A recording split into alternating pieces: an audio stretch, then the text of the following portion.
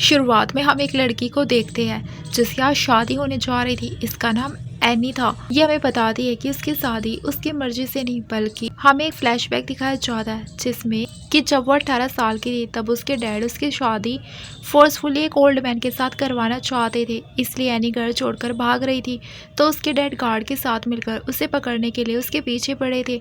तभी एनी को बचाने के लिए उसके सामने एक हैंडसम लड़का आ जाता है, जो कि कोई और नहीं, हमारे इस ड्रामे का मेन लीड होता है, जिसका नाम ज़रीन था। तभी एनी के डैड गार्ड्स उस तक पहुंच जाते, तो एनी जल्दी से ज़रीन के पीछे छुप जाती है। तो एनी के डैड ज़रीन को वार्निंग देने लग जाते कि वो हमारे मामले में ना पड़े, क्योंकि वो भी एक स्कूल का लड़का है, तो वो क्या ही कर सकता है। पर ज़रीन नहीं सुनता है, तो एनी के डैड गार्ड्स को ऑर्डर देते हैं कि इस लड़के को मारो। तो गार्ड्स जब ज़रीन को मारने चाहते तो वो तो इजीली सभी से फाइट कर लेता है और सबको नीचे गिरा देता है। और एनी ये देखकर हैरान हो जाती है और उसे उसके हाथ में खून भी नजर आ जाता है, जिससे देखकर वो डर जाती है। पर एनी खुश हो जाती कि कोई है इस दुनिया में उसे बचाने के लिए, उसके लिए लड़ने के लिए। फिर एनी के डैड अपने गार्ड्स के साथ में यहाँ से जाने लगते हैं और वो कह देते हैं कि वो उसे बाद में देख लेंगे। फिर एनी सोचती है कि उसके डैड इतने इजीली उसे छोड़ने नहीं वाले हैं, और ये जो लड़का है ये स्कूल का बुली है और शायद ये सिर्फ उसे प्रोटेक्ट कर सकता है। फिर जैसे जेरी यहाँ से जा रहा होता है तो एनी उसे रोकती है, फिर अपने कुछ पैसे देने लगती है और कहती है मुझे पता है कि तुम प्रोटेक्शन फ़ीस लेते हो, तो क्या तुम मुझे ये पैसे लेकर प्रोटेक्ट करने का काम करोगे। ज़रीन कहता है कि क्या तुम मुझे जानती हो, तो एनी कहती है हाँ, तुम स्कूल के बहुत ही फेमस बुली हो। तो फिर ज़रीन पूछता है लेकिन ये तो बहुत ही कम फीस है, क्या तुम एक भिखारी हो। तो एनी कहती है देखो फ़िलहाल मेरे पास सिर्फ इतने ही पैसे हैं, तो प्लीज़ मेरी मदद करो। अगर तुम मेरी मदद नहीं करोगे तो मेरे डैड किसी ओल्ड मैन के साथ मेरी शादी करवा देंगे फोर्सफुली, और मैं उससे शादी नहीं करना चाहती हूँ। तो ज़रीन एनी की हेल्प करने के लिए मान जाता है और कहता है लेकिन ये पैसे बहुत ही कम है, तो बाकी के पैसों की भरपाई तुम कैसे करोगी। ऐसा बोलकर वो सीधे ही एनी को किस कर लेता है, और क्योंकि ज़रीन ने एनी की जान बचाई थी तो वो तो उसके लिए एंजल की तरह हो जाता है। पर फिर एनी को पता लगता है कि इस दुनिया में तो कोई एंजल होता ही नहीं है। वो ज़रीन को दूसरे लड़कों को बड़ी बेरहमी से मारता हुआ देखती है तो वो डर जाती है, और ज़रीन तो एनी से कहता है कि वो किसी को भी उसे बुली नहीं करने देगा और वो उसी से शादी करेगा। फिर ये स्टोरी फ्लैशबैक से प्रेजेंट में शिफ्ट हो जाती है और एनी उस पर्सन के घर पर आ जाती है जिसके साथ आज उसकी शादी हुई थी। और जब वो उस पर्सन को अपने सामने देखती है तो हैरान हो जाती है, क्योंकि वो तो ज़रीन था। वो सोचती है कि मैं तो इससे भाग रही थी और ये तो वापस मेरे सामने है। फिर हमें फ्लैशबैक में दिखाया जाता है कि एनी अपने लगेज पैक करके भागने की कोशिश कर रही होती है, तो ज़रीन उसे रोकता है और उसे पूछता है तुम्हारे साथ इतना मैं अच्छा हूँ तो आखिर तुम मुझसे कैसे भाग रही हो। तो एनी उस पर चिल्लाने लग जाती है और कहती है मैं तुमसे डरती हूँ इसीलिए। हाँ, तुमने मेरी जान बचाई है, लेकिन तुम बहुत ही बड़े खूनी हो, मुझे तुमसे काफ़ी डर लगता है। और तुम्हें पता है अब तुम्हारी वजह से स्कूल के सारे स्टूडेंट भी मुझसे डरने लगे, मुझसे भागने लगे, इवन सारे टीचर्स भी मुझसे डरते हैं। तो ज़रीन कहता आखिर तुम उन पर क्यों ही ध्यान दे रही हो, उनसे तुम्हारा क्या लेना देना, मैं तुम्हारे लिए काफ़ी हूँ। तो एनी कहती है कि मैं तुम्हारी कोई कैदी नहीं हूँ और मैं तुम्हारे लिए बहुत ही ग्रेटफुल हूँ कि तुमने मेरी जान बचाई थी, लेकिन मेरी खुद की भी कोई लाइफ है और मैं अब यहाँ से जाना चाहती हूँ, इसलिए प्लीज़ तुम मुझे छोड़ दो और मुझे जाने दो। ऐसा वो रो रो कर कहने लग जाती है। तो फिर ज़रीन उसे कह देता है कि ठीक है जाओ यहाँ से, मुझे फिर कभी मत दिखाई देना। और फिर एनी तो उसे छोड़कर वहाँ से चली जाती है और इसी के साथ में फ्लैशबैक खत्म हो जाता है और एनी के सामने अब ज़रीन बैठा होता है, पर उसने अपने चेहरे पर मास्क लगा रखा होता है। और एनी सोचती है कि नहीं ये तो वो नहीं है, मुझे बस उससे देखकर ऐसा लग रहा है शायद ये वही हो, लेकिन इसका नाम तो मिस्टर जीहान है, जो कि जी फैमिली का इकलौता वारिस है, और उसके बारे में रूमर्स फैली हुई है कि वो तो बहुत ही ज़्यादा डरावना है। फिर जीहान एनी को अपने पास आने के लिए बोलता है, तो एनी उसकी आवाज़ सुन के साथ ही सोचने लग जाती है कि इसकी आवाज़ बिल्कुल ज़रीन की तरह है। और जैसे ही वो उसे उसका नाम पूछने लग जाता है तो एनी कहती है कि उसके डैड ने उसे धमकी दी थी कि अगर उसने अपनी मॉम के एशेस वापस चाहिए तो उसे अपनी आइडेंटिटी रिवील नहीं करनी होगी और उसे अपने सिस्टर की जगह ये शादी करनी होगी। और एनी की सिस्टर भी उससे बताती है कि जिससे तुम्हारी शादी होने जा रही है मिस्टर जियान वो बहुत ही बड़ा साइकोपैथ है, तो इसीलिए सिस्टर अच्छा होगा कि तुम उसके सामने कुछ भी ना बताओ, नहीं तो फिर तुम बचोगे नहीं। फिर अपनी स्टेप सिस्टर की धमकियों को याद करते हुए एनी ज़रीन अपनी सिस्टर रो का नाम बताती है। फिर ज़रीन तो एनी को किस करने लग जाता और वो सोचती है कि ये तो फीलिंग बहुत ही जानी पहचानी है, जैसे कि ज़रीन हो। फिर वो तो जल्दी से उसे दूर होकर खड़ी हो जाती है और उससे पीछे हटने लग जाती है। तो फिर भी वो उसके करीब आता है और उससे किस कर रहा होता है। तो एनी उसे रोककर कहती है कि मैं पहले शावर लेकर आती हूँ, फिर उसके बाद हम कंटिन्यू करेंगे। तो फिर ज़रीन मान जाता है और एनी जल्दी से बाथरूम में चली जाती है और सोच रही होती है दरवाज़ा बंद करके कि यह मैन बहुत ही डरावना है, लेकिन इसे देखकर ऐसा क्यों लग रहा है जैसे ये ज़रीन हो। लेकिन हम मैं कुछ नहीं कर सकती हूँ इसमें, मुझे अपने मोम की अगर ऐसे चाहिए तो मुझे सब करना होगा।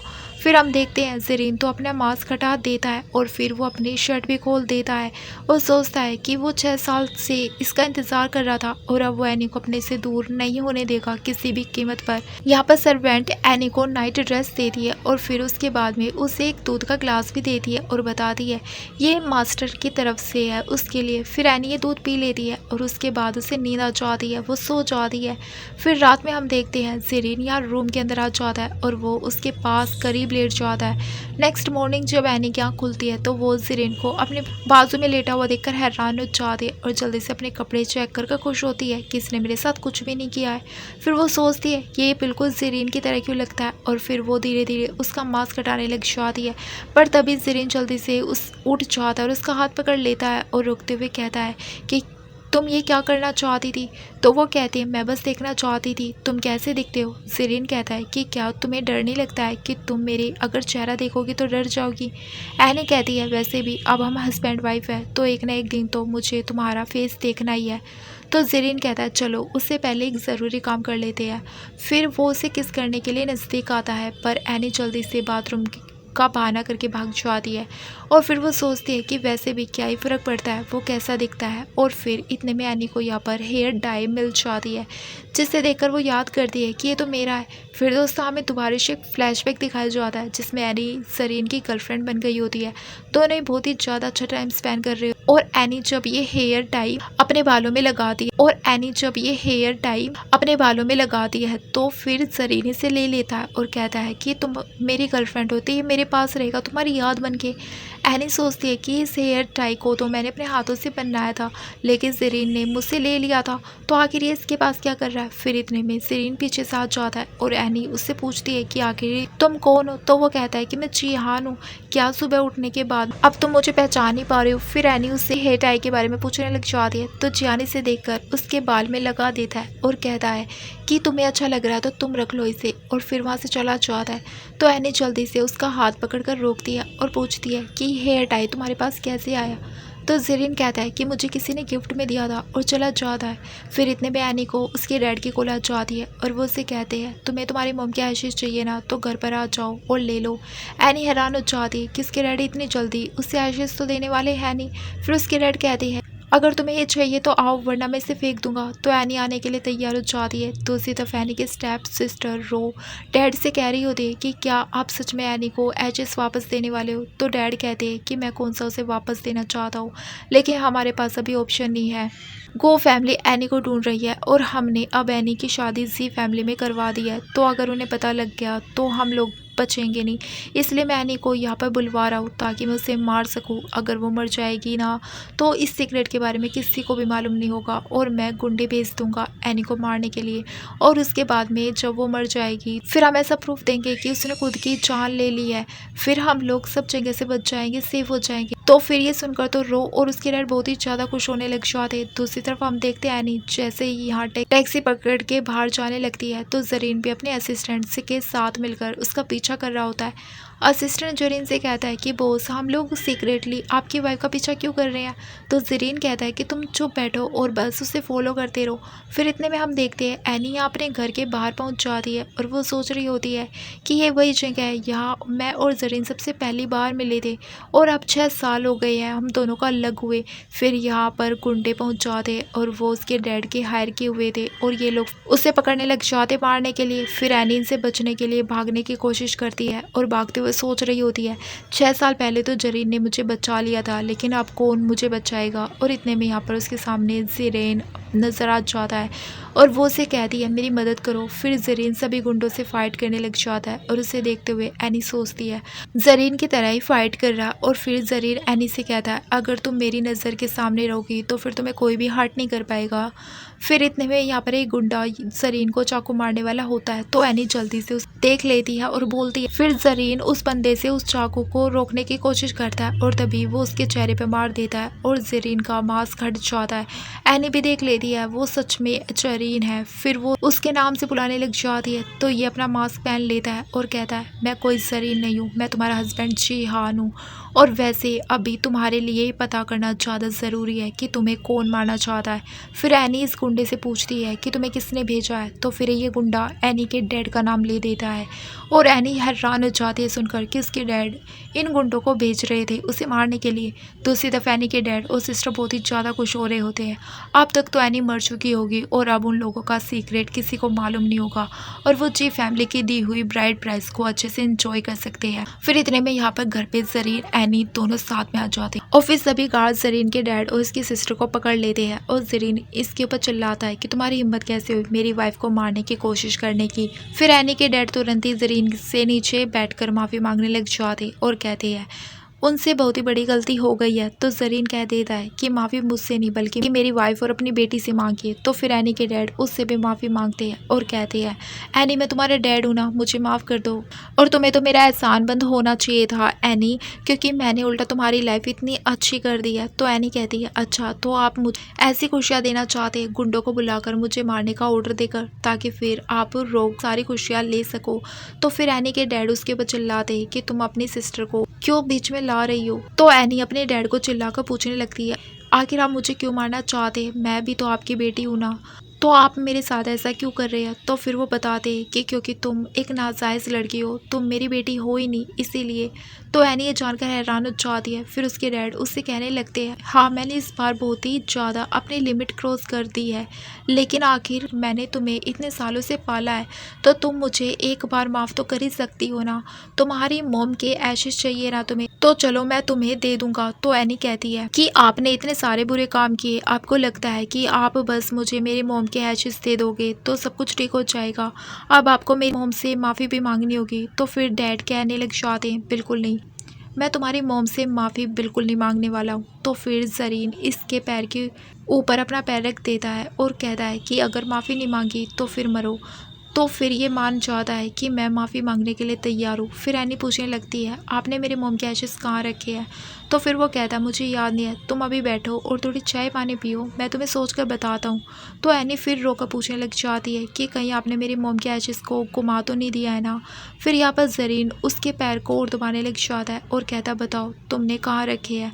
तो फिर ये बताता है कि स्टोर रूम में जो डॉग का पिंजरा है ना उसके अंदर रखे हैं। एनी जल्दी से भागकर स्टोर रूम में जाती है और सारे सामान में अपनी मॉम के एशेस को ढूंढने लगती है। तभी वो उसे नीचे गिरे हुए मिलते हैं और फिर एनी जैसे बाहर निकलती है तो जरीन उसके हाथ में चोट देखकर उसकी फिक्र करता है। फिर एनी जाती है एक कांच की बोतल लेकर अपने इस डैड के सर के ऊपर फेंक कर मारती है और उसके ऊपर चिल्लाती है कि अभी नेल डाउन होकर उसके मॉम से माफ़ी मांगे, क्योंकि उन्होंने उसकी मॉम को बिल्कुल अच्छी तरीके से ट्रीट नहीं किया। वो उन्हें मारते थे, उनके साथ अच्छे से कभी नहीं रहे और यहाँ तक कि उनके साथ चीटिंग भी किया है। और वो अपनी स्टेप सिस्टर रो को भी कह देती है कि उसकी मॉम ने जो चीज़ें करी है ना उसकी भरपाई अब उसे करनी होगी। फिर एनी की स्टेप सिस्टर और डैड दोनों ही उसे नेल डाउन होकर माफ़ी मांगने लग जाते हैं।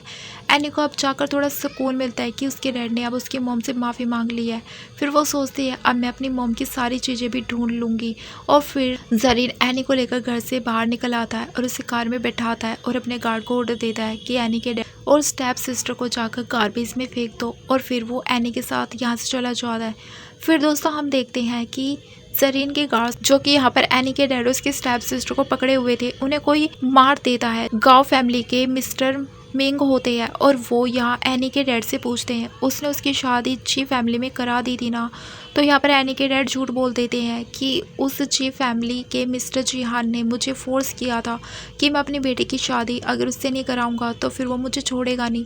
फिर जिहान का नाम सुनने के बाद तो मिस्टर मिंग अपने इस प्रोफेशनल किलर को एनी के डैड और उसकी स्टेप सिस्टर को भी गोली से मारने का ऑर्डर तक दे देते हैं। दूसरी तरफ जब एनी की नींद खुलती है तो जरीन को बैठा देखकर उसे थैंक यू बोलती है कि तुमने मेरी जान बचाई और यहाँ तक कि मेरे मॉम की एशेस भी लाने में मेरी मदद की है। फिर वो उसे देखकर सोच रही होती है कि वैसे ही बिल्कुल जरीन की तरह दिखता है और साथ ही साथ में इसने मुझे सेम वैसे ही बचाया जैसे 6 साल पहले जरीन ने मुझे बचाया था।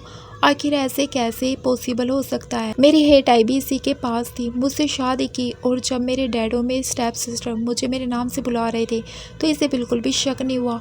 फिर एनी जरीन से पूछती है कि उसे पहले से मालूम था ना कि वो उसकी स्टेप सिस्टर की जगह शादी कर रही है और असल में तो वो उसकी सिस्टर है ही नहीं बल्कि उसी से शादी वो करना चाहता था। और फिर बाद में वो उसे बोलती रही है कि तुम जरीन हो, पर जरीन तो मानने के लिए तैयार ही नहीं था और कहता है मैंने तुम्हें पहले ही बताया था कि मैं मिस्टर जिहान हूँ। तो एनी उससे पूछती है कि अगर तुम जरीन नहीं हो तो तुम्हारे पास वो मेरा हेट आई कैसे आया और आखिर तुम बिल्कुल उसकी तरह कैसे दिखते हो और अगर तुम वो नहीं हो तो आखिर तुमने मुझसे क्यों शादी की होगी। तो ये कहता है कि तुम अपने आप को कुछ ज़्यादा ही मत समझो, मैंने तुम्हें पहले ही बताया था और अभी भी बता रहा हूँ कि मैं जियान हूँ और जिस जरीन की तुम बात कर रही हो ना वो कब का मर चुका है। तो एनी सुनकर तो हैरान हो जाती है और कहती है तुम मजाक कर रही हो ना। जरीन कहता है मैं सीरियस हूँ और वो 6 साल पहले ही मर चुका है।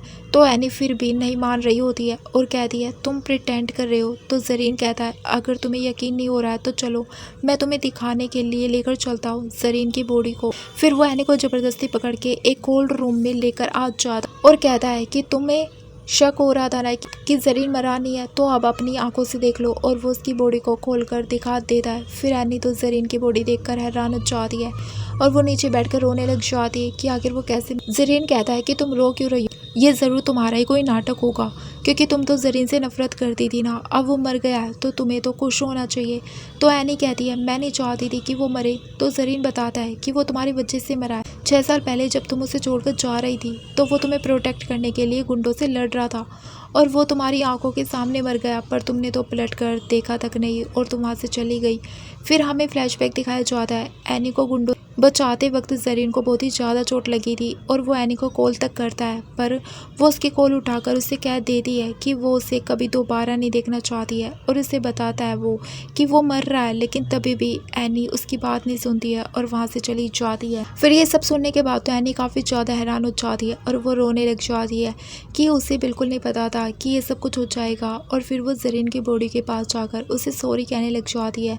फिर जरीन यहाँ पर उसे हेयर टाई दिखाकर कहने लगता है कि तुम्हें इसकी वजह से लग रहा था कि मैं जरीन हूँ और जरीन मरा नहीं है। मैं तुम्हें सच बताता हूँ कि जरीन जब मरा था तब उसके हाथ में यही था, तो इसी वजह से ये मेरे पास है। फिर एनी इस हेयर टाई को देखकर याद करने लग जाती है और हमें फ्लैशबैक दिखाया जाता है। एनी जरीन से वो हेयर टाई मांग रही होती है और कहती है कि अगर तुम इसे हाथ में पहनोगे तो लोग मजाक उड़ाएंगे तुम्हारा। लेकिन एरिन कहता है कि कोई नहीं हंसेगा, अगर मजाक बनाए बींगे तो क्या फ़र्क पड़ता है, सभी को पता लगना चाहिए कि तुम मेरी हो और मैं तुम्हारा हूँ। फिर यहाँ पर एरिन उस हेयर टाई को दिखाकर जरीन को याद करके रोने लग जाती है और जरीन बाहर आ जाता है। तो उसका असिस्टेंट पूछता है कि बॉस आखिर आप अपनी वाइफ को झूठ क्यों बोल रहे हैं, सच क्यों नहीं बता देते हैं। फिर एनी तो यहाँ पर रो रो कर बेहोश हो जाती है। जैसे जरीन को पता चलता है वो जल्दी से जाकर एनी को उठा लेता है और डॉक्टर को बुलाने के लिए बोल देता है। तभी एनी उसे जरीन कहकर बुलाने लग जाती है और खुश होती है कि तुम वापस लौट आए हो, तुम ज़रूर मुझ पर चिल्लाना चाहते होंगे ना, आखिर मैं इतनी हार्टलेस कैसे थी, मैं तुम्हें छोड़कर चली गई थी लेकिन मेरे पास कुछ और रास्ता नहीं था। और फिर उसे बताने लगती है जब वो उसे छोड़कर जा रही थी और उसने उसको कॉल किया था तब उसके डैडी उसके सामने खड़े थे उसकी मॉम एशेस को लेकर और कह रहे थे कि अगर वो जरीन से अलग नहीं होगी तो फिर उसकी मॉम के एशेस वो फेंक देंगे। तो इस वजह से उसे उसकी कॉल कट करनी पड़ी और यहाँ पर फ्लैशबैक खत्म हो जाता है, सीन % में आ जाता है और एनी उसे बताती है कि उसे बिल्कुल नहीं पता था कि उसे चोट लगी है। एनी उसे सॉरी कहने लग जाती है कि उसके अंदर हिम्मत नहीं थी अपने डैड से फाइट बैक करने की।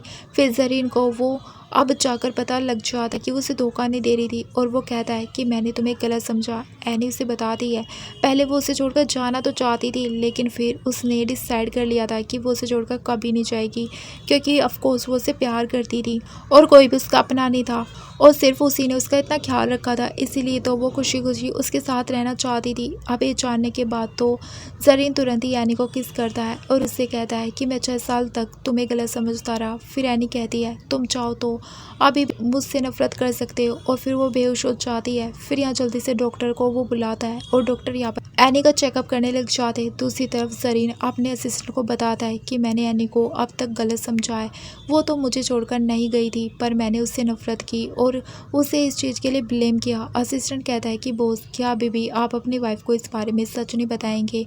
तो जरीन कहता है कि अब सच बताने का कोई फ़ायदा नहीं है, वैसे भी मैं मरने वाला हूँ, तो अच्छा ये है कि वो सच्चाई को जल्दी एक्सेप्ट कर लेगी। फिर डॉक्टर जरीन को एनी की मेडिसिन देकर उससे अच्छे से ख्याल रखने का बोलकर वहाँ से चले जाते हैं। फिर इसके बाद में एनी को जब होश आता है तो जरीन उसके सामने मेडिसिन लेकर आके बैठ जाता है। फिर एनी होश में आती है तो यहाँ पर बस जरीन की तरफ देखती है, पर ये तो वो था ही नहीं, वो तो मर चुका था। फिर वो रोने लग जाती है सोचकर, तो ये पूछता है कि अब तुम क्यों रो रही हो, क्या तुम्हें अभी भी जरीन के लिए गिल्टी फील हो रहा है? तो एनी कहती है क्या तुम मुझे जरीन के बारे में कुछ और बता सकते हो? मुझे तो ऐसा लगता है कि मैं उसे अच्छे से जानती नहीं हूँ। तो जरीन उसे बताता है कि उसके पास एक डायरी थी जिसमें अक्सर वो तुम्हारे बारे में लिखा करता था। तो एनी कहती है क्या तुम मुझे उसे डायरी को पढ़ने के लिए दोगे? जरीन कहता है दे तो सकता हूँ, लेकिन तुम्हें पता है ना इस दुनिया में कुछ भी फ्री में नहीं मिलता है, तो अगर मुझे खुश करोगी तो शायद मैं तुम्हें वो डायरी दूंगा। तो एनी तुरंत ही जरीन को किस करने लग जाती है और फिर उससे पूछती है कि क्या ये काफ़ी है? तो जरीन कहता है नहीं, और फिर वो उसके क्लोज जाने लग जाता है और उससे कहता है तुम्हें दवाई पीनी पड़ेगी। तो फिर एनी जल्दी से दवाई पी लेती है। फिर ये कहता है कि रुको मैं डायरी लेकर आता हूँ, और फिर वो उसे एक डायरी का पेज देता है और कहता है अगर तुम अच्छे से बिहेव करोगी तो ही मैं तुम्हें और दूंगा, और फिर वो चला जाता है। तो एनी उसी डायरी के पेज को पढ़ने लग जाती है जिसमें उसने उसके बारे में लिखा था। जिस दिन एनी को बुली करने के लिए कुछ लड़कों ने उसके खाने में ऐसी चीज़ मिला दी थी जिसे देखकर एनी डर जाएगी और वो भूखी रह जाएगी। और फिर जब एनी वापस आकर अपना लंच बॉक्स खोलती है तो वाकई में वो डर जाती है और इस वजह से उसकी तबीयत बहुत ही ज़्यादा ख़राब हो जाती है। ये देखकर जरीन को बहुत ही गुस्सा आता है और वो जाकर उन लड़कों को खूब मारता है। अब ये चीज़ एनी देख लेती है, उसे याद आ जाता है, उसे पता भी लग जाता है कि आखिर वो उन लड़कों को क्यों इतनी बुरी तरीके से मार रहा था, क्योंकि वे लोग एनी को बुली कर रहे थे। एनी को बहुत ही रोना आ जाता है और उसके बाद में वो उसका बहुत ही ख्याल रखता था और उसे ज़बरदस्ती खाना खाने पर भी मजबूर करता था। तो ये उसे परेशान हो गई थी, आखिर वो उसे हर चीज़ के लिए फोर्स क्यों करता है। फिर एनी अपने और जरीन का फिर से पुराना टाइम याद करने लग जाती कि कैसे वो उसका ख्याल रखा करता था खाने पीने का। जरीन ने उसे लास्ट पेज का टाइम लिखा होता है और उस दिन के बाद से मेरी एनी के लिए एक ही विश हो गई, पर फिर आगे कुछ नहीं लिखा था। तो एनी आगे का जानने के लिए जल्दी से जरीन के पास भागने लग जाती है और कहती है तो मुझे आगे का पढ़ने के लिए दो। तो जरीन पहले उसके लिए खाना मंगवाता है और कहता है पहले इस खाने को खाओ। तो ये कहती है मुझे खाने का मन नहीं है, तो मुझे डायरी दे दो और कुछ मुझे नहीं चाहिए। तो जरीन कहता है कि लगता है तुम भूल गई हो, तुमने मुझसे प्रॉमिस किया है कि तुम मेरी बात सुनोगी तो फिर मैं तुम्हें डायरी दूंगा। तो चलो अगर तुम ये खाने की प्लेट फिनिश करोगी तो फिर मैं तुम्हें पूरी डायरी एक बार में पढ़ने के लिए दे दूंगा। तो एनी मान जाती है और फिर जल्दी से खाना खाने लगती है। फिर जरीन एक पेज फाड़कर एनी के करीब उस टेबल पर रख देता है और फिर उसके चाहते जल्दी से एनी उस पेज को पढ़ती है जिसमें जरीन ने अपनी विश लिखी थी कि उसकी सबसे बड़ी विश है कि एनी खुशी खुशी हमेशा अच्छे से खाए। तो एनी ये पढ़ने के बाद तो फिर खाने को खुशी खुशी खाने लग जाती है और वो रो भी रही होती है साथ में, और जरीन यहाँ पर छुप कर उसे देख रहा होता है। फिर यहाँ पर हम देखते हैं जरीन के पास उसका असिस्टेंट आकर इस बारे में बताने लग जाता है कि मिंग ने एनी के डैड और उसकी स्टेप सिस्टर को मरवा दिया है। फिर नेक्स्ट डे हम देखते हैं एनी अपना खाना अच्छे से ख़त्म करती है और वो मेड से पूछती है कि जरीन कहाँ पर है। तो मेड बताती है कि उसे भी नहीं पता है। एनी सोचती है वो बिजनेस ट्रिप पर जा चुका है और अपने साथ डायरी को भी लेकर गया होगा और ये और पढ़ना चाहती थी कि जरीन की डायरी में और क्या क्या लिखा है उसके लिए। फिर इतने में यहाँ पर एनी को एक बड़ी कंपनी का एक बड़ी डिज़ाइनिंग कंपनी से कॉल जाता है कि उसने कंपटीशन के लिए अपने डिज़ाइन सबमिट करे थे, वो सिलेक्ट हो गए हैं और कंपनी वाले उसे बात करने के लिए कंपनी आने के लिए बोलते हैं 2:30 बजे। तो एनी याद करती है कि ज़रीन ने बिजनेस ट्रिप पर जाने से पहले बोलकर गया था कि मैं जब यहाँ पर नहीं रहूँगा तो तुम बाहर कहीं मत जाना, वरना मैं उस डायरी को फिर डिस्ट्रॉय कर दूँगा। ऐसा बोलकर फिर वो चला जाता है। अब एनी यहाँ पर सोचने लगती है कि मुझे तो 2:30 पर जल्दी से कंपनी पहुँचना होगा, ये मेरा ड्रीम का सवाल है। और वैसे भी ज़रीन अभी यहाँ पर नहीं है तो उसे क्या ही मालूम पड़ेगा और मैं जल्दी से घर वापस आ जाऊँगी। फिर वो चुपके से बाहर जो आती है और सोचती है कि गार्ड्स ने उसे नहीं देखा, बस ज़रीन के गार्ड एनी को देख लेते हैं और वो उसका पीछा करने लगते हैं कि बॉस की वाइफ कहाँ पर जा रही है। और इतने में वो मिस्टर मिंग का प्रोफेशनल किलर इन दोनों गार्ड्स को मार देता है। पर फिर इसके बाद में ज़रीन को ये खबर लग जाती है कि एनी कहीं बाहर गई हुई है। जो गार्ड्स उसे प्रोटेक्ट करने के लिए गए थे उन्हें भी मार दिया गया है। फिर हम देखते हैं यहाँ पर एनी को जो कि उस कंपनी पहुंच जाती है और देखती है वहाँ पर जो और फाइनलिस्ट आए हुए हैं वो लोग बात कर रहे होते हैं कि उन लोगों का इंटरव्यू कंपनी का प्रेसिडेंट मिस्टर मिंग लेने वाला है, जो कि बहुत ही बड़ा पावरफुल बंदा है। एनी भी ये सुन लेती है और सोचती है आखिर हम जैसे न्यू कमर्स का इंटरव्यू इतना बड़ा प्रेसिडेंट क्यों लेने वाला है। तभी इतने में मिस्टर मिंग यहाँ पर आ जाते और वो एनी को देखकर खुश हो जाते कि फाइनली हम लोग मिल गए हैं। फिर इसके बाद में एनी अपने डिज़ाइन लेकर जब जा रही होती है तभी अचानक से उसके डिज़ाइन के पेपर एलिवेटर के अंदर चले जाते हैं और गामिंग को वो डिज़ाइन मिल जाते हैं और गामिंग देख भी लेते हैं और एनी से पूछते हैं कि क्या ये तुम्हारे डिज़ाइन है। एनी हाँ बोलती है तो वो उस डिज़ाइन की तारीफ़ करने लग जाते हैं और साथ में चलने के लिए भी बोलते हैं एनी को बात करने के लिए। फिर वो उसे अपने ऑफिस में लेकर आ जाते हैं और एक अच्छा ऑफर देने लगते हैं कि वो उसे अपनी कंपनी में डिज़ाइनर के तौर पर हायर करना चाहते हैं और उसे 5 मिलियन सैलरी के तौर पर देना चाहते हैं। तो एनी ये सुनकर तो काफ़ी ज़्यादा हैरान हो जाती है, इतने ज़्यादा पैसे वो मुझे क्यों ही देंगे, वो भी न्यू कॉमर्स को। तो ये कहता है कि तुम्हें मैं यहाँ पर रखने के लिए कोई भी कीमत अदा करने के लिए तैयार हूँ, तो तुम अपने आप को अंडर एस्टिमेट मत करो। तभी इतने में हम देखते हैं एरिन अपने गार्ड के साथ में एनी को ढूंढते हुए वहाँ पर पहुँच जाता है और वो गामिंग के ऑफिस तक पहुँच जाता है। तो एनी उसे देखकर हैरान हो जाती है कि वो यहाँ पर क्या कर रहा है। फिर वो बताने लग जाती है कि इतने में वो जल्दी से एनी को अपने करीब कर लेता है और गामिंग के ऊपर चिल्लाता है आखिर तुम्हारी हिम्मत कैसे हुई मेरे सामने आने की। तो गामिंग कहता है कि मैं क्यों नहीं आ सकता हूँ। फिर एनी भी समझ जाती है कि लगता है इन दोनों के बीच में काफ़ी भयंकर वाली दुश्मनी है। फिर एनी ज़रीन को समझाती है कि मैं यहाँ पर बस इंटरव्यू देने के लिए आई थी, तुम कुछ भी गलत मत समझो। फिर गामिंग एनी से कहता है कि तुम इसकी बात मत सुनो, मैं तुम्हें अपनी कंपनी में इतना अच्छा ऑफर दे रहा हूँ, तुम मेरी बात सुनो और ऑफ़र को एक्सेप्ट कर लो, क्योंकि मेरी कंपनी से ज़्यादा कहीं तुम्हें बेस्ट ऑफ़र नहीं मिलने वाला है, ना ही ट्रीटमेंट मिलने वाली है। फिर ज़रीन तो तुरंत ही मना कर देता है कि मेरी वाइफ ये इस ऑफ़र को एक्सेप्ट नहीं करने वाली है। और वो एनी से भी पूछता है कि मैं सही कह रहा हूँ ना एनी। फिर एनी भी सोचती है कि उसका ऑफ़र कोई मामूली थोड़ी ना है, ज़रूर कुछ तो गड़बड़ है। फिर वो भी वहाँ से इनकार करके चली जाती है कि वो यहाँ पे काम नहीं करेगी और फिर यहाँ से चली जाती है। तो ज़रीन अपने असिस्टेंट को और गार्ड्स को भेज देता है एनी को प्रोटेक्ट करने के लिए और वो गामिंग को वार्निंग देने लग जाता है कि तुम एनी से दूर रहो, समझे, यही अच्छा होगा तुम्हारे लिए। तो गामिंग सोचता है कि पहले की तरह वो अभी भी एनी को इतना प्रोटेक्ट कर रहा है, लेकिन मैं एनी को इससे छीन कर रहूँगा। फिर यहाँ पर एनी को घर लाने के बाद में ज़रीन उसके ऊपर चिल्लाने लगता है कि आखिर तुम गामिंग से मिलने क्यों गई थी। तो एनी कहती है मैं उससे मिलने नहीं गई थी, मैं तो बस कंपनी में इंटरव्यू देने गई थी। ज़रीन कहता है कि तुम्हें पता भी है आज तुम्हारे साथ क्या हो सकता था, वो तुम्हें मार भी सकता था। तो एनी कहती है कि लेकिन फिर ज़रीन कहता है कि लेकिन कुछ नहीं, तुम अब से घर पर रहोगी, तुम कहीं पर भी बाहर नहीं जा सकती हो। एनी कहती है कि मेरे कंपटीशन का क्या। तो ये कहता है बताओ गामिंग तुम्हें कितना ऑफ़र कर रहा था, मैं उसे डबल तुम्हें ऑफ़र करूँगा। तो एनी कहती है मैं पैसों के लिए वहाँ पर नहीं गई थी, मुझे बस अपना ड्रीम पूरा करना है। तो ज़रीन कहने लगता है कि अभी भी तुम्हें समझ में नहीं आ रहा, तो अगर मैं तुम्हें अच्छा सबक सिखाऊँ तभी तुम समझ पाओगी और सीख पाओगी। फिर वो यहाँ पर आग मंगवाता है और एनी से कहता है कि मैंने तुम्हें कहा था ना कि तुम अगर घर से बाहर गई तो मैं इस डायरी को डिस्ट्रॉय कर दूंगा, पर तुमने मेरी बात मानी नहीं, फिर तुम्हें इसकी सज़ा मिलेगी। फिर वो डायरी को फेंकने जा रहा होता है और एनी मना करने लग जाती है कि प्लीज़ ऐसा मत करो। तो वो कहता है अब रिग्रेट करने का कोई फ़ायदा नहीं है एनी, क्योंकि अगर मैंने ये नहीं किया ना तो तुम फिर सीख नहीं पाओगी। और फिर इस डायरी को वो आग में डाल देता है और वो पूरी डिस्ट्रॉय हो जाती है।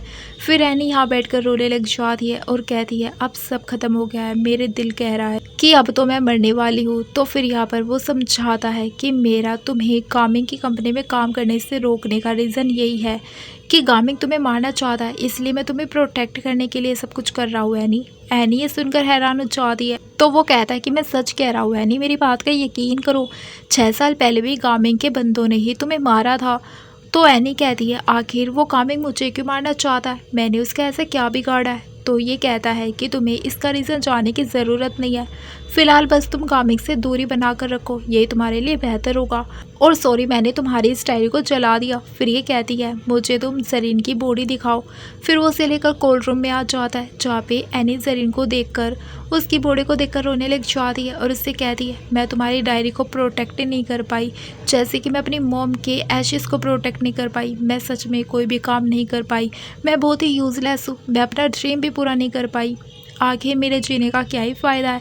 ऐसा बोलकर वो रोए जा रही होती है। फिर जरीन ये सुनने के बाद रियलाइज़ करता है कि एनी सच में अपना ड्रीम पूरा करना चाहती है। फिर ये तुरंत ही असिस्टेंट को कॉल करके एनी के लिए एक बहुत ही बड़े डिज़ाइनिंग स्टूडियो को ख़रीदने के लिए बोल देता है। जरीन एरिन को बताता है कि वो दोनों साथ में उसके घर जाने वाले हैं उसके मॉम डैड से मिलने के लिए। फिर इसके बाद में पहले तो एनी को उसके डिज़ाइन स्टूडियो वो दिखाने के लिए लेकर जाता है, जो कि उसने स्पेशल उसी के लिए ख़रीदा था। एनी तो ये स्टूडियो देखकर बहुत ही ज़्यादा खुश हो जाती है और फिर दोनों यहाँ पर साथ में डांस भी करते हैं। डांस में दोनों काफ़ी ज़्यादा क्लोज हो जाते हैं, जहाँ पे जरीन एनी को किस करने वाला होता है, लेकिन तभी असिस्टेंट आ जाता है और कहता है कि कार तैयार है, अब आप दोनों को मेंशन जाना होगा। फिर जरीन एनी को लेकर अपने घर आ जाता है और अपने मॉम डैड से मिलवाता है। तो एनी को देखकर तो इसके डैड कहने लग जाते कि अच्छा ये वो लड़की है जिसे तुम पसंद करते हो, ये तो बिल्कुल भी खास नहीं है। फिर वो जरीन से कहते हैं तुम मेरे साथ चलो, स्टडी रूम हमें बात करनी है। एनी जरीन से कहती है तुम जाओ, मैं तुम्हारी मम्मा के साथ रहती हूँ तब तक। फिर यहाँ पर जरीन उसे छोड़कर अपने डैड के साथ चला जाता है और उसके डैड उससे कहते हैं तुम एनी से डाइवोर्स ले लो और मेरी बताई हुई अमीर लड़की से शादी कर लो। जरीन इसके लिए साफ इनकार कर देता है। तो मिस्टर जीन उसे याद दिलाते हैं। तो मिस्टर जीन कहते हैं कि भूलो मत कि मैंने तुम्हें अपने घर पर क्यों पनाह दी थी, इसीलिए कि तुम मेरे वारिस बनोगे और मेरा कहा मानोगे। तो फिर जरीन कहता है आप भी अच्छी तरीके से जानते हैं मैंने आपकी डील क्यों एक्सेप्ट की थी। अगर एनी को प्रोटेक्ट ना करना होता ना तो मुझे आपकी इस अमीर फैमिली की कोई ज़रूरत नहीं थी। तो मिस्टर जीन तो इसके ऊपर चिल्लाने लग जाते हैं कि पहले उस लड़की की वजह से तुम 6 साल पहले मरने वाले थे, भूल गए तुम, और आज भी तुम उसी लड़की को प्रोटेक्ट कर रहे हो। तो जरीन कह देता है कि मैं मरते दम तक उसे प्रोटेक्ट करने वाला हूँ, मेरे पास एक दिन भी रहेगा ना तो भी मैं एनी के लिए ही जीना चाहता हूँ। और हाँ, अब आप भूलना मत कि मैं इस फैमिली का हेड हूँ, तो आपको मेरे सामने ज़बान नीचे रख के बात करनी चाहिए, नहीं तो फिर मैं क्या कर सकती, ये आप अच्छे से जानते हैं। ऐसे धमकी देकर जरीन वहाँ से चला जाता है। दूसरी तरफ मिस्टर जीन की वाइफ एनी की बेइज्जती कर रही होती है और वो सिर्फ मेड की तरह ट्रीट कर रही होती है। एनी उनकी सारी हरकतें सह रही होती है, सोचती है कि मिस्टर जी हान की मोम है तो मुझे इसके साथ अच्छे से बिहेव करना चाहिए। तभी इतने में जरीन आ जाता है और वो देख लेता है कि आखिर एनी के साथ में उसकी मोम किस तरीके से ट्रीट कर रही है।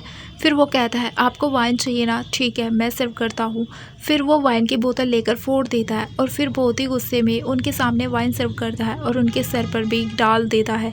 तो मिस्टर जीन की वाइफ चिल्लाने लग जाती है और इतने में यहाँ पर मिस्टर जीन भी आ जाते हैं और कहते हैं तुम ये क्या कर रहे हो। मिस्टर जीन की वाइफ कहती है देखो तुमने जिस बेटे को एडॉप्ट किया लेकर आए हो वो मुझे किस तरीके से ट्रीट कर रहा है, और इसकी वाइफ क्या समझती है कि ये यहाँ पर राज करेगी, बिल्कुल नहीं। फिर एनी की बेइज्जती सुनकर तो जीन को गुस्सा आ जाता है और वो तो मिस्टर जीन की वाइफ को एक थप्पड़ तक लगा देता है और इन लोगों के ऊपर चिल्लाकर कहता है अगर मेरी वाइफ से फिर से इस तरीके से बात की या बेइज्जती करने की कोशिश की ना तो फिर देख लेना आपके साथ ऐसा ही होने वाला है। फिर मिस्टर जीन की वाइफ उन्हें कंप्लेन करने लग जाती है देखो इस लड़के को, आखिर तुम कैसा बेटा लेकर आए हो जो मेरी बेइज्जती कर रहा है।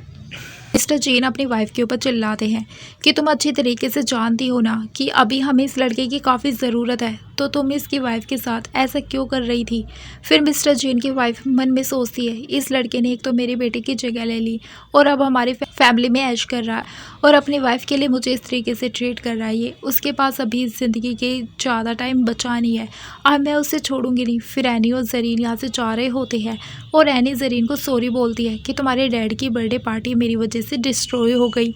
जरीन कहता है सॉरी तो मुझे तुम्हें बोलना चाहिए, तुम्हें तो वहाँ बुली होना पड़ा। तो ये थैंक यू बोलने लगती है कि तुमने मुझे प्रोटेक्ट किया। फिर जरीन एनी को सरप्राइज़ देता है कि उसकी मोम का जो चेक ब्रेसलेट है वो मैंने ढूंढ लिया है और उस पर्सन को भी यहाँ पर बुलाया, जो कि कोई और नहीं दोस्तों बल्कि मिंगी होता है। फिर ये लोग उसे मिलने जाते हैं और उसे देखकर तो ये लोग हैरान हो जाते। फिर यहाँ पर एनी की मोम का जेड ब्रेसलेट दिखाता है वो और कहने लगता है मिस एनी चलो हम लोग कहीं बाहर चलकर बात करते हैं। तो जरी तो एनी को मना करने लगता है कि इस जेड ब्रेसलेट को कैसे भी करके मैं तुम्हें ला कर दूंगा, लेकिन तुम इसके साथ मत जाना। तो फिर गामिंग कहता है कि मिस्टर जरीन एक काम करते हैं, हम दोनों ही पहले बात कर लेते हैं। तो फिर एनी बाहर जाती है और फिर गामिंग जरीन से कहता है कि मैं जानता हूँ कि तुम किस बात की फिक्र कर रहे हो कि मैं कहीं एनी को हर्ट ना कर दूँ, तुम मुझ पर बिलीव रख, मैं ऐसा कुछ नहीं करने वाला हूँ। जरीन कहता है तुमने सोचा कैसे कि मैं तुम पर भरोसा करूँगा। तो गामिंग जरीन को यकीन दिलाने के लिए एक ऐसी पिल खा लेता है जिसका वो बटन होता है, वो जरीन को दे देता और कहता है अगर मैं कोई गड़बड़ करूँ तो तुम इस बटन को प्रेस कर देना जिससे मैं मर जाऊँगा।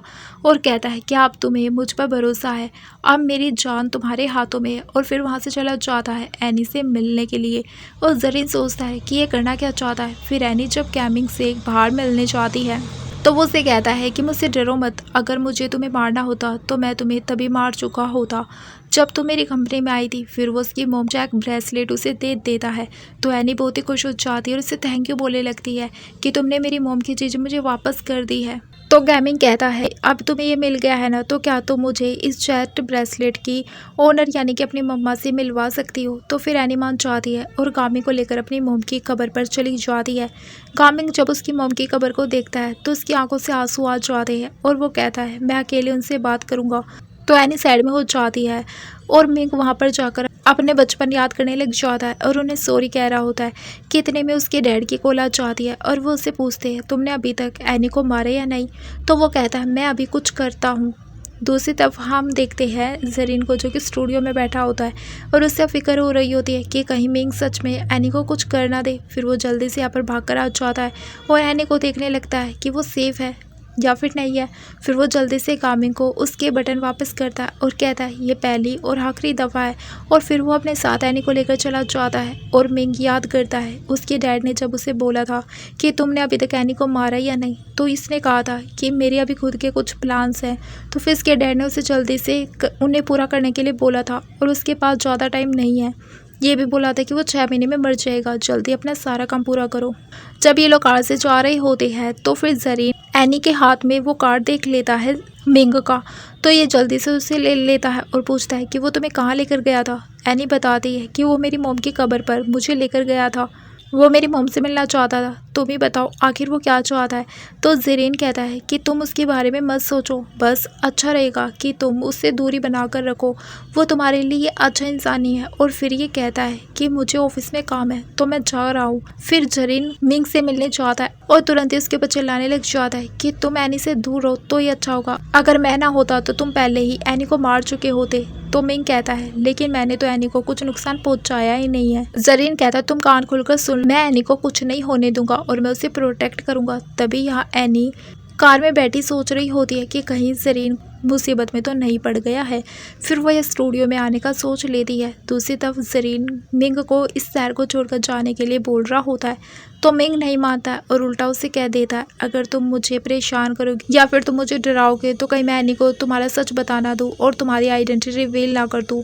फिर इतने में वो एनी को देख लेते हैं कि वो तो यहाँ पर खुद ही आ गई है और फिर गामिंग भी यहाँ से चला जाता है। एनी से पूछती है कि वो तुम्हारे साथ क्या कर रहा था। तो जरीन कहता है कि कुछ भी नहीं, चलो हम लोग घर चलते हैं। फिर कार से ये जाते वक्त एनी इसके बारे में सोच रही होती है कि आखिर वो इसकी कौन सी आइडेंटिटी रिवील करने की बात कर रहा था, क्योंकि क्या इसकी कोई दूसरी आइडेंटिटी है जो मुझे नहीं मालूम है। फिर इतने में इन दोनों का कार एक्सीडेंट हो जाता है और फिर उसके बाद एनी और जरीन को जब होश आता है तो ये लोग कोल्ड रूम में होते हैं और एनी को यहाँ पर बहुत ठंड लग रही होती है। तो जरीन जल्दी से उसे हक करके गर्मी देने लगता है और तभी हम देखते हैं मिस्टर जीन की वाइफ इन दोनों को सीसीटीवी वीडियो से देख रही होती है और यहाँ पर वो मिंग को भी थैंक यू बोल रही होती है कि तुम्हारी वजह से ही हम इन दोनों को पकड़ पाए हैं। तो मिंग कहता है कि ये तो बस छोटी सी मदद थी, तो आपको इसके लिए थैंक यू बोलने की ज़रूरत नहीं है। लेकिन वैसे आपको क्या नहीं लगता कि आपने जी फैमिली के इकलौते वारिस को मारने की कोशिश करी है तो आपके हस्बैंड और आपके बीच में प्रॉब्लम्स हो सकती है। तो वो कहती है कि क्या ही प्रॉब्लम आएगी, वैसे भी उसने बाहर मिस्ट्रेस और नाजायज़ बच्चा रखा हुआ है, तो वो मुझसे कोई प्यार नहीं करता है। और वैसे भी ये मेरा बेटा नहीं है, हमारी फैमिली का वारिस मेरा बेटा होना चाहिए था जो कि अब मर चुका है और वो वहाँ कोल्ड स्टोर रूम पर लेटा हुआ है। मेरे अलावा तो कोई उसे याद ही नहीं करता है और मैं अपने बेटे की जगह इस लड़की को तो हरगिज़ नहीं लेने दूँगी। गामिंग पूछता है फिर आप अब क्या करना चाहती है? तो फिर मिस्टर जीन की वाइफ कहती है मैं इन दोनों इस करके मरने दूंगी। और फिर वो इस कोल्ड रूम की डिग्री -20 करवा देती है, जिसकी वजह एनी को बहुत ही ज़्यादा ठंड लग रही होती है और उसकी हालत काफ़ी ख़राब होती है। तो जरीन अपनी शर्ट भी उतार देता है और उसे अच्छे से कवर कर देता है ताकि उसे ठंड ना लगे। फिर एनी को वो पानी चाहिए होता है और यहाँ पर पानी होता नहीं है, तो जरीन अपना हाथ काट कर उससे अपना खून देने लग जाता है। ये देखकर तो मिस्टर जीन की वाइफ कहने लगती है सच में ये लड़का उसको प्रोटेक्ट करने के लिए कितना कुछ कर रहा है, कितना बड़ा पागल है, और इसका क्या ही फ़ायदा। लेकिन अब ये ना खुद बचेगा और ना ही इसकी वाइफ बचेगी। ऐसा बोलकर ये हंस रही होती है। तो मिंग कहता आपको डिसपॉइंटेड मिलने वाली है क्योंकि अब वो दोनों ही बचने वाले। फिर इतने में वो वीडियो में देखती है वहाँ पर जरीन के असिस्टेंट और गार्ड वहाँ पर आ जाते हैं और उन दोनों को बचा कर ले जाते हैं। फिर मिस्टर जीन की वाइफ गामिंग के ऊपर गुस्सा करने लग जाती है कि तुमने मुझे धोखा दिया है।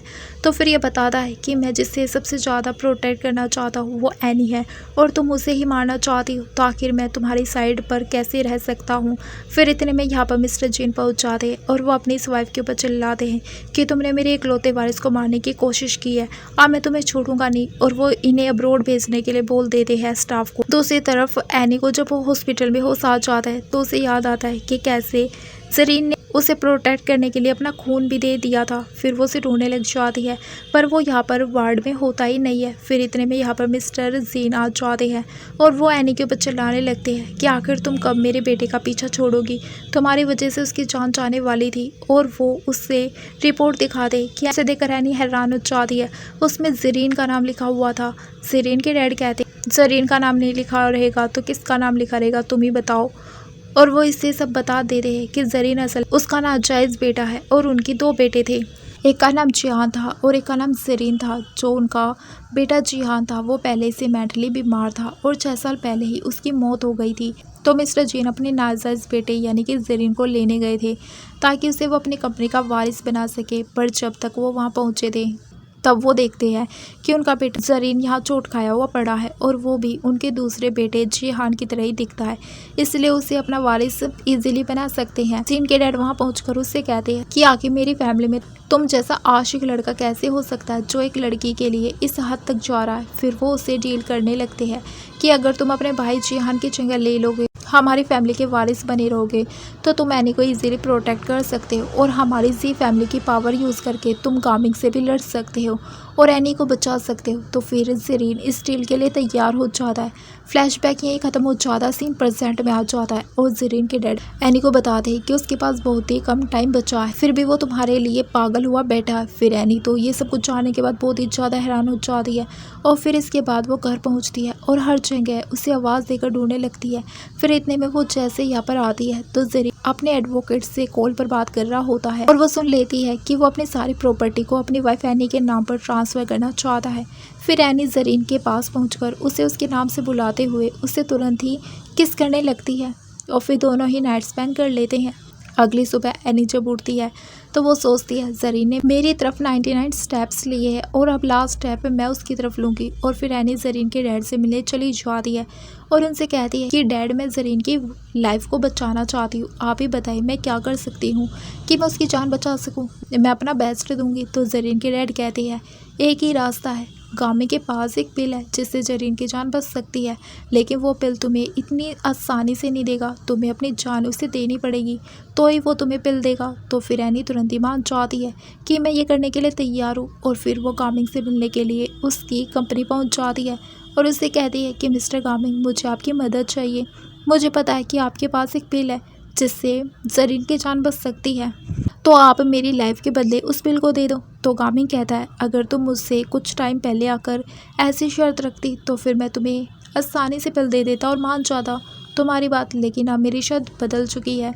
तो ये कहती है फिर तुम्हें क्या चाहिए। तो गामिंग इसकी मोम की पेंटिंग दिखाता है और कहता है मैं चाहता हूँ कि तुम्हारी और मेरे साथ में एक पेंटिंग ड्रॉ करो। दूसरी तरफ जरीन को अपने डैड से पता लगता है कि एनी गामिंग से मिलने गई है। तो ये कहता है आखिर वो उससे मिलने क्यों गई है और उसे वहाँ पर किसने भेजा। तो फिर जरीन के डैड बताते हैं कि वो गामिंग से वही पिल लाने के लिए गई है अपनी जान के बदले में, तुम्हारी जान बचाने के लिए। और मैं तो पहले उसका टेस्ट ले रहा था, मुझे लगा था वो लड़की डर जाएगी, नहीं मानेगी, लेकिन वो तो इस चीज़ के लिए मान गई इजीली।